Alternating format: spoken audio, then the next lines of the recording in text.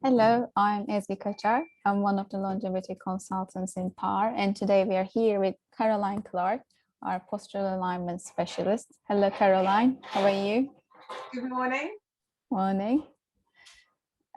It's nice to have you. Thanks for joining us today. And today, Caroline and I will talk about posture and movement, how that contributes to our longevity. But before starting, I'd like to introduce her. So Caroline is a postural alignment specialist who has an amazing eye for irregularities in the human body. And she uses gentle corrective exercises to bring the body back into the human blueprint. Caroline has been working with clients all over the world, running 10 classes a week online, as well as one-to-one classes in Devon, UK. Like I say, it's too many classes, Caroline. I love my classes. Yeah. And as a postural alignment specialist, Caroline reveals that the body works as a unit and has the most amazing ability to heal itself, given the right conditions. The most remarkable factor, even after the initial assessment, is that her clients feel the difference in their bodies immediately, and I'm one of them.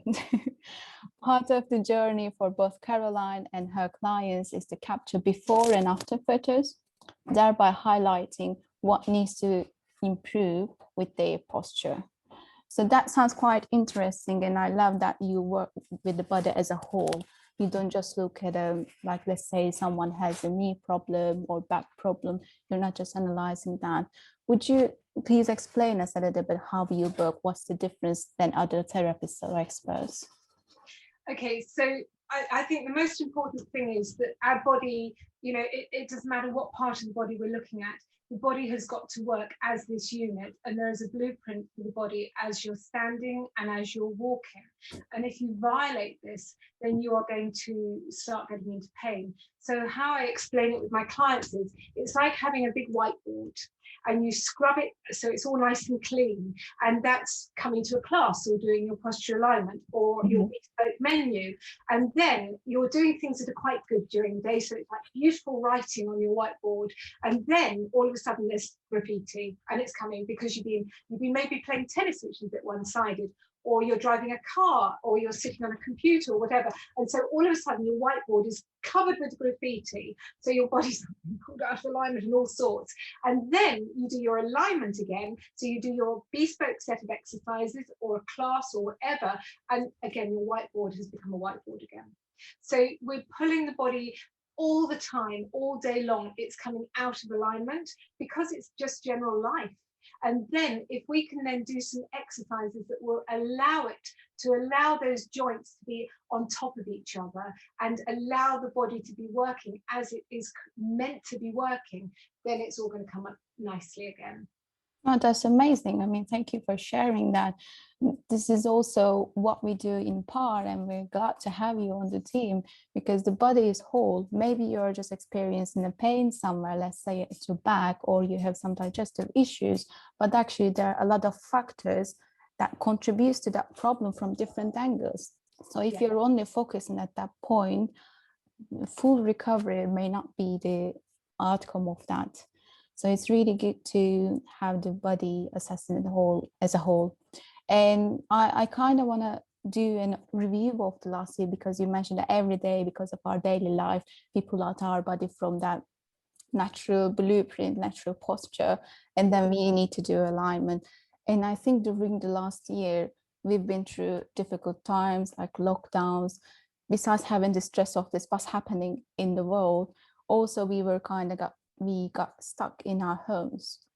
And I think that also affected our motivation in terms of exercise.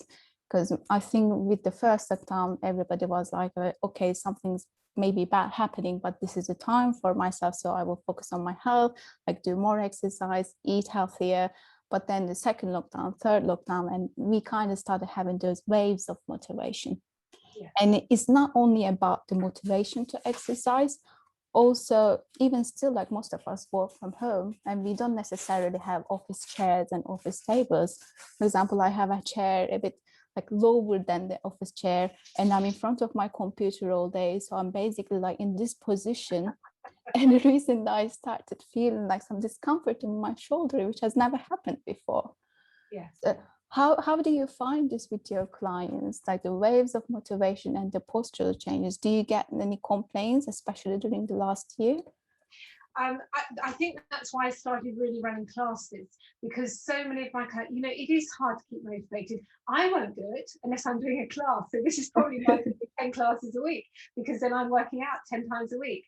But it is difficult. And, you know, we do, you know, I always say to people, these fabulous office chairs and things are great, but do you know, we need to be uncomfortable in an office chair. If we're uncomfortable, we're going to be moving all the time. If we're comfortable, we just slouch and go into a position like this, and that this is what most people do. So if you're looking at somebody sitting in an office and they're sitting and their back starts rounding, so the shoulders are in front of the hip, and then they're using a mouse probably with one hand, and they're looking from computer to computer because they've probably got banks of computers in front of them. So what we're needing to do is actually bring that hip forward. So we're asking the pelvis to come forward slightly, so that then the shoulder is on top of the hip, the head is then on top of the shoulders, and then we're not getting this forward movement. And then if we get the forward movement, the back here is having to work so hard, and it's like little reins on top of the back, holding the head, and then your arm is just moving the bottom part of your arm and not the whole of your arm. So if we can sit on more uncomfortable chair, you're actually going to be thinking about your posture a bit more than if you're sitting in this most wonderful ergonomic chair. So I'm in for uncomfortableness, really. That sounds good. But yes, I have found that doing classes as well, I've got a lot of clients that have been stuck in the middle of everywhere. I've got, you know, from Hawaii through to the north of England, south of England, or whatever. And also the age groups have been so varied, from the people that have been at work, have been stuck in front of their chairs, and by the evening they come to me, they go, oh, Caroline, my back's hurting and this is hurting. And we just put them into a neutral position where the back can relax and things. And then from there, it seems to be that the body remembers very, very quickly. So once they've done exercises over a few weeks, as soon as you get into a neutral position, the back is, oh my goodness, this is fantastic. And the pain is like, whoop, it's straight out the window. So yes, doing it regularly is great. So the exercise classes have been great to keep my people in focus. Yes, that's amazing. I know, because I experienced the same thing, and I like to share my experience. I was having a pain in my right knee, and I went to physio and doctor, and somehow couldn't find a solution to it. I wasn't even able to walk 10 minutes without the pain. But then thankfully I met Caroline. She joined our team. And after one session, actually, she figured out that the problem was in my left knee, and it was about the posture. So I'm really happy that we met, and now I'm able to walk again without any pain and run again. So, which is amazing. Also, it's not just about the posture. I mean, naturalizing your posture at the end of the day, regular exercise, of course, is the key to decrease the pain or even get rid of it completely. But also we know it's important for longevity, to a healthier life as well. Because actually, when we think about from the start, what happened with evolution is we kind of evolved to hunt, run, bigger things. So our muscles changed when we compare it to our ancestors. But also at the same time, technology has changed. So we have this amazing, easy modern life, but that kind of made us a bit lazy, I think, because now instead of going upstairs, we have lifts, elevators. We don't walk. I mean, we don't run. We don't even walk. We drive. We don't hunt. We just go to a restaurant or buy something from the market. So everything is just get easier, but at the same time, we just get lazier. Yes. And of course, as an outcome of this, we start to see more chronic diseases. Maybe we live longer than our ancestors, but we are facing the risk of developing lots of chronic diseases and cancers. And we know now there are lots of research that have shown actually regular exercise, movement, or even just a 30-minute walk daily can prevent these chronic diseases, also decrease the risk of developing these some types of cancers or diseases like Alzheimer's. So could you please explain us the role and movements in preventing these conditions or for the healthy life? Okay, so I'm not a doctor, all right? I'm not medically trained. So that's, you know, when you're getting into the cancers and things, that's like a bit above my pay threshold. But I know that movement is key to life. And if we were not moving, then we're not using things. So going back to when we were hunter-gatherers, you know, we were jumping, running, doing everything. And we have a big muscle in our body called the psoas muscle, which is like a fight and flight muscle. And this is where I've found so many things have been towards the gut area, as well as with the psoas. So with this psoas muscle, it's our primary hip flexor. So it allows us to bend forward, it allows us to lift our leg up, and it allows us to turn the leg out. So this muscle is attached to 5 parts of our back, so 5 vertebrae, and it comes down the inside of our spine, comes underneath our guts, over, and it joins onto our femur bone just on the inside. So this muscle has been our fight and flight muscle. It's been the muscle that if you want to have a fight with somebody, you're not going to open yourself up and go, right, fight you like this. They're like, come on, let's have a fight. So it pulls us into a position where we can fight. Now, what happens is if you have got a really big arch in the back, so you're quite arched in that lower back, that is your psoas muscle pulling it forward. Now, if you're also quite fit, so you've got really good stomach muscles as well, your psoas is pulling right the way forward into quite tight stomach muscles. The gut hasn't got much movement. And I have seen clients that have got a very tight psoas and maybe a little of the scoliosis of the spine, where the spine comes sideways at the same time. And I've seen clients with dreadful gut issues, like they've had ulcers, they have had abscesses inside the gut and outside the gut. And this is all to not moving enough. You know, if you're not exercising the back correctly, so the spine can be in its normal S-curve, a natural S-curve. So it's very forward, and then it's getting a little bit of a bend, and then you get the kyphosis in the upper back. That is going to cause some major gut issues. So again, now your organs and your gut and your everything inside isn't working correctly. So that's when you're getting into your nasty things that are going to happen to the body. That's really interesting. That also, again, brings us that body works as a whole. Yeah. Maybe you have gut issue, but it could be related to your posture. So it's amazing. So what happens exactly when we move or exercise? What changes in our body? Well, it's all the good things that are going on in the body. You know, we need movement. We need to keep our muscles going. When I teach, because I'm teaching virtually a lot of the time now, when somebody's doing a bespoke exercise that I'm working on as a one-to-one with them, I'm working and watching everything they do, whether I see them in person or see them virtually on screen. I am watching every movement they have.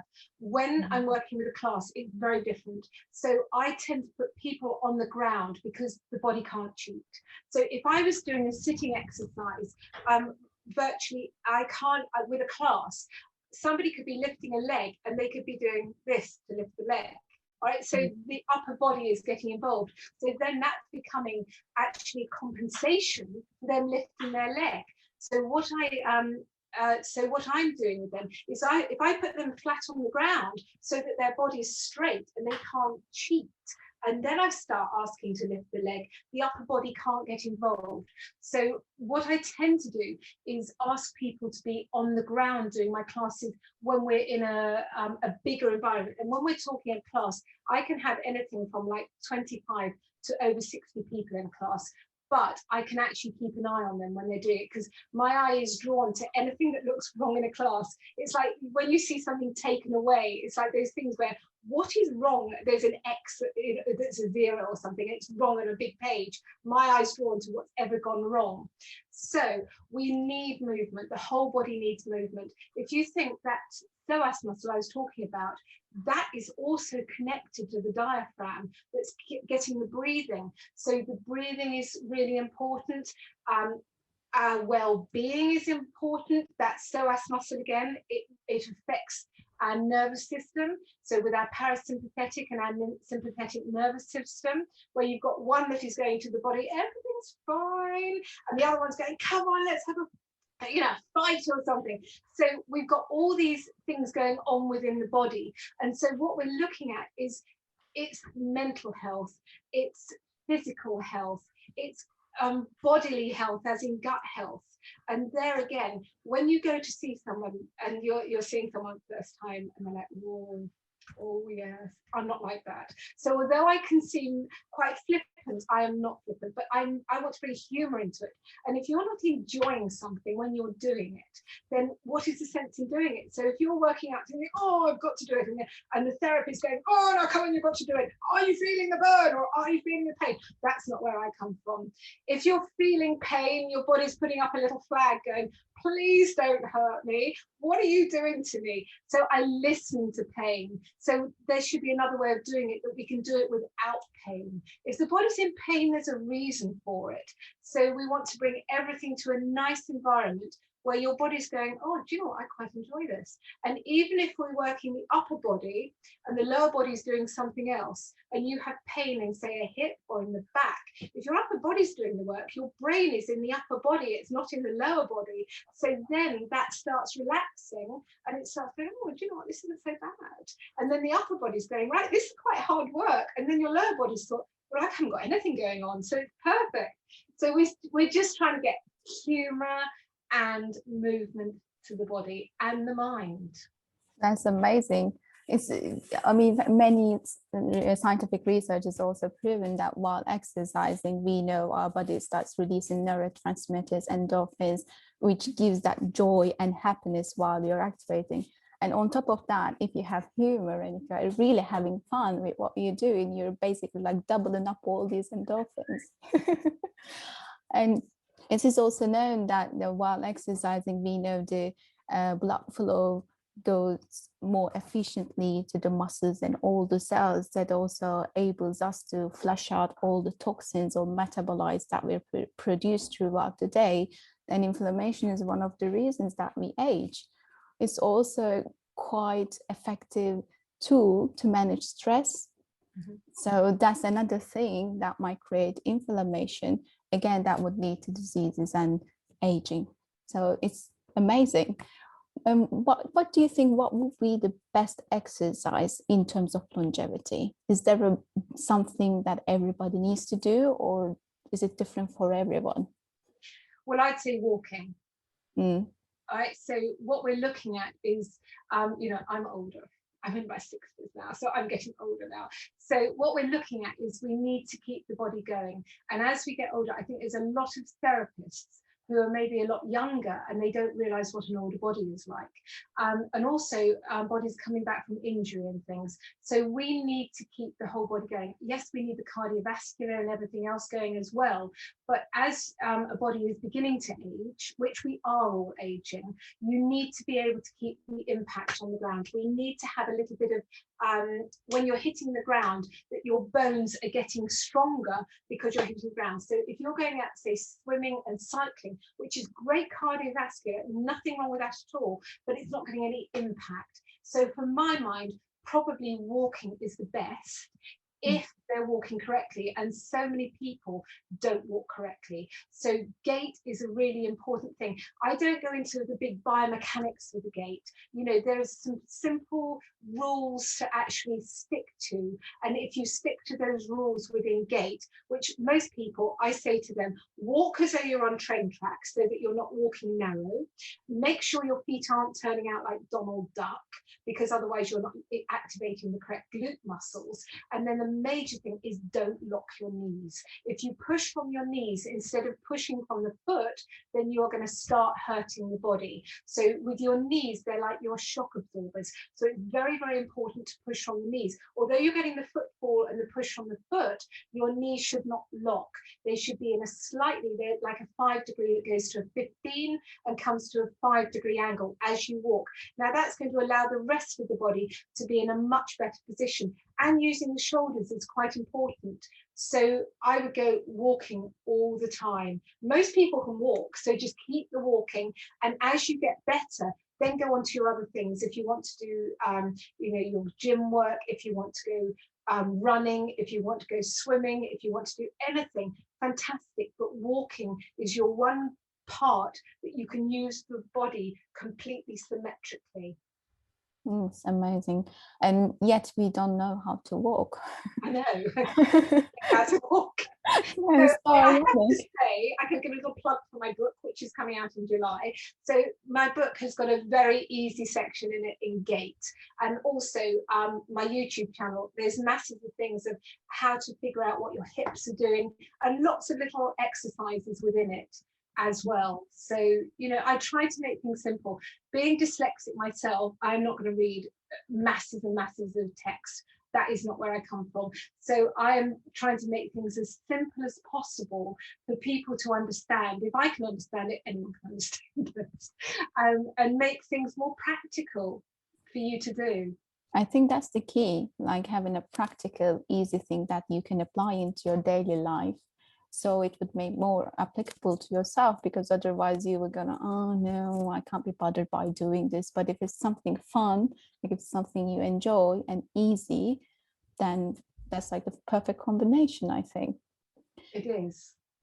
So how often should we exercise then? Well, if you're sitting at a desk, then I believe you should actually just get up for, you know, every hour. Just get up and have a walk around the office, have a walk. You know, there's some exercise. I was working with the Telegraph last week with a journalist who wanted to know, coming out of lockdown, you know, so many people have been barefoot. They've been walking with nothing on their feet. And she's saying, well, how can people get back into shoes again? And I, oh my God, shoes are so bad for her posture, you know, especially high shoes. But she wanted to know some exercises to get up, you know, for people to get into their shoes again. So I just get standing at a wall and then just literally coming up onto our toes 10 times, and then with our feet out 10 times and our feet in 10 times, just to start getting things working again within the body. So do you know what? It's just getting up, walking around, stretching. Think of a cat when it's been lying down. It's always going to stretch. Just stretch the body. You know, even if you're doing some little shoulder rolls, anything. What you feel is tight, use it. Roll it, do whatever. And then just even if you have like a cushion, put between your knees and do some knee squeezes. Just anything, keep that body going. You'll know what hurts, and so you need to work that area, because it's basically saying, I need to do something. Well, thank you for mentioning. Actually, it's really important to listen to your body, but it gives us simple like signs, like I have a pain here, or I want to eat this, or like there is some ache in my legs, I need to move. But we get caught up in daily life so easily, so we tend to not to listen what body is telling us. But I think it's really important, as you said, like moving every so often when you feel a little bit of discomfort. Thank you for sharing all of these. So let's say if we are quite new to movement exercise and we decided to have a healthier life, so where to start? What should we do as a first thing? Well, I'd say come to a class. One-to-one with me. Any of those things, but also it's just, you know, there's a lot of different things. You know, a lot of people have moved a lot during their younger lives because, you know, at school you're doing your PE, PT, whatever you're doing, and then also as you're getting older, you know what you enjoy doing. You know, I've been a horse rider all my life, and I've competed all over the country and things like that. So my thing has been riding horses. But you know, when you're at school, you know whether you like to run, whether you like to walk, whether you like to play games, whether you like team sports, or whether you like to play something like tennis, anything like that. Right, nowadays it's getting really bad. I have to say my daughter is the worst. She is a gamer, and all she wants to do is this. And I think the younger people now are going to be in such trouble. Honestly, they're not going to need shoulders ever again in the future. So you need to get out and do something. Even if you are IT driven or office driven, whatever, you know, walk to the office, walk up the stairs. If you're working from home, there's got to be some fresh air, to go and have some fresh air. You know, if you like running, go for a run around the park, go for a run around the block, whatever. If you don't like that sort of thing, just walk somewhere, walk and go and sit down and take some fresh air, and then walk back again. Most people like some sort of exercise. If you don't like some sort of exercise, You've got to find something you like, or come to something that you could enjoy. You know, classes aren't everybody's cup of tea, and I can agree with that. If you like working out, you know, with all my clients now, what I actually do is I record myself doing their video. They're going to get so fed up with my voice at the end of this. So I'm actually correcting them. I know what they do wrong. So if they turn a leg out or whatever, I can say, right, make sure that that right leg is doing the correct thing or whatever. So they can watch me doing their video. So if, like, I just worked with a client and she wasn't going to do long, honestly, there was no way she was going to do a long exercise of like 17 exercises. I gave her 4 of the most important exercises for her. And as we did each exercise, she got up and walked around and she's like, oh, that feels better. And her best reaction was ever, it makes me have a smile. And I was like, yes, we're really getting there. So she walked up and down, and this was somebody who had broken her hip after having a hip replacement, like a few years afterwards. And she thought that was it. And she had a cage around her leg as well, around actually the bone of her leg. And she's in her mid-70s. And she was like, and but looked amazing. God, she looked as though she was in her 50s. I was like, what are you doing? And so I said to her, you know, just walk up and down. And she said the first time after she'd walked, after doing one exercise, she went, I'm walking with a smile on my face. Well, what better recommendation is that? You know, if you can walk with a smile on your face and you're not hurting, then that's the way to go. Oh, that's brilliant. Thank you for sharing that. That's the key that we need to look for, right? Whatever makes you happy, and that works for you. Yes. Well, thank you, Caroline. Thank you for sharing all of these. Also, for everyone, that we have an article on our blog on our website about movement and posture and how that contributes to our longevity. We mentioned a couple of scientific researches that shows the effects of movement when it's done regularly. Also, you can book a consultation with Caroline through us. She has an amazing YouTube channel, as mentioned before. You can find easy, fun exercises if you want to move a little bit more after listening to this chat. Well, thank you so much, Caroline. Thank you for your time. No problem. I think you shared amazing information for us, and I'm sure that everybody will want to go out and have some fresh air, have a nice walk at least after that. I love it. Esky, see you soon, maybe at class. And don't forget to look at my website, look at my YouTube channel, buy my book. Amazing. Thank you so much, Caroline. Okay, bye. Bye.